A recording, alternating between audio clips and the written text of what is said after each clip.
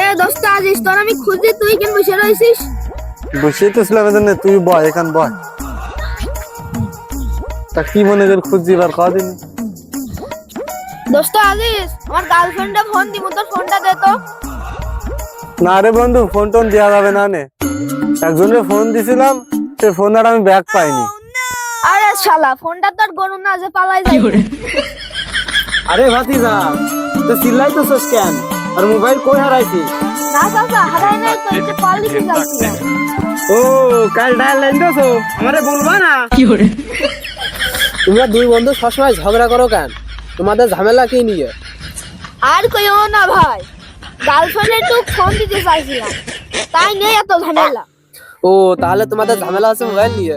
তুমি কি 1 মিনিট কথা বলতে দিলে কি তুমি গরিব হয়ে যাইবা? না রে ভাই, এই যুগে মোবাইল মানে বউ।